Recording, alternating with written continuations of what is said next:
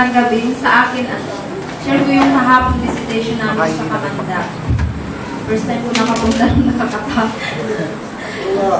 Yung daan nila. Tapos, kami ni Jaya. Pagdating namin doon, nandun yung, si Larry, Raymi, saka si Lola niya, saka si Sister Agnes. Natapos kami ng gabi kasi marami silang tanong, na-enjoy sila sa share kasi na-bless daw sila nung dumalo si Brother Eric na pinaliwanag sa kanya ni Brother Eric yung kahalagahan ng communion. Tapos pag hindi natin ginanap, ano ang mangyari sa atin. Tapos yun, may tanong siya doon about sabi niya, bakit ang pagkain ng tinapay na walang libadura, bakit yung communion natin umabot ng 7 days? Ang pagkamatay ni Cristo, pagkabuhay niya, di ba, within 3 days na buhay siya. Dapat hanggang 3 days lang. Tapos, yun, pinaliwanag sa akin yung libadura. Tsaka yung paliwanag niya about din sa 7 church teachers, Ministry in Christ, Ministry in Jesus Christ. Tapos yung sa amin naman sa family, ngayong week na to, medyo kami sa academic kasi maghapon kasi na visitation kami ilang oras, tapos pag umaga sandali lang yung academic namin kasi lalaban ng bibilis na tulungan pa ako. Pero mayroon hindi pwede na wala akong gagawin sa kanila, pero kunting oras lang. At minsan, meron pa rin kahit babad pa rin sa mayroon pa rin idle time kasi nakakalabas pa rin sila. Pero, pag ginagawa, pinapalo ko rin sila.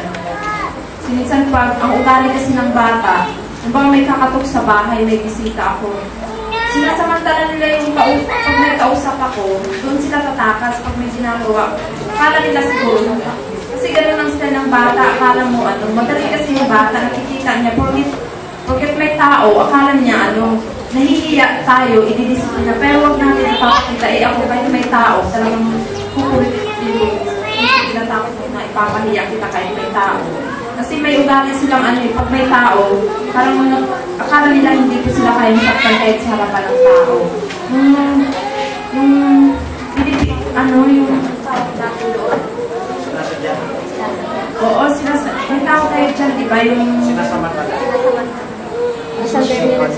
Source and conflict, yun. Ang ginagawa ng bata sa atin, gano'n yun. Pero dapat huwag natin... source and conflict kasi baka akala natin yung source and conflict. Sa magulang may mangyari din gano'n. Kasi ang bata, lalo pag may bisita tayo, maraming tao, nandiyan yung kamag-anak, parang feeling nila hindi natin sila kayang paluin dahil lalo sa pag may kamag-anak tayo dumating, yung mga tiyan nila, kala nila, hindi natin sila kayang saktan. Ako kahit mayroong tao talagang lalo kung kaya minsan doon ko nakikita na napapahiya na din sila.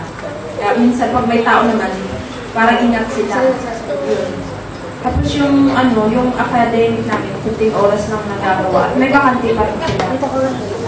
Tapos yung share ko din about sa sabi, ang Lord's Supper sa New Testament, gusto ng Diyos na isa-celebrate natin yung new birth spirit.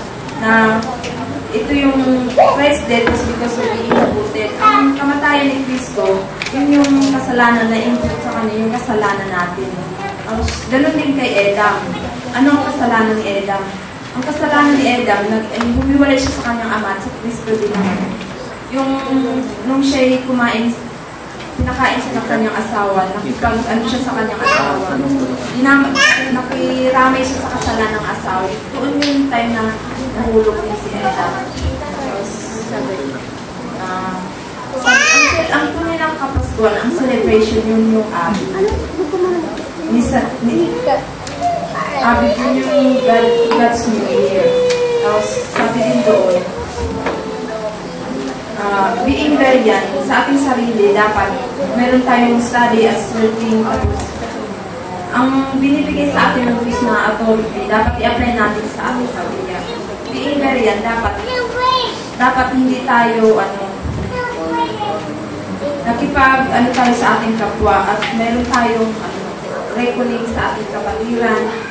Yun, ganun din kami. Sa 2014, meron din na. Tapos, kailangan, yung training natin sa ating family, dapat hindi lang gagawin natin ng kundi dapat kung ano ang i-apply natin sa ating family.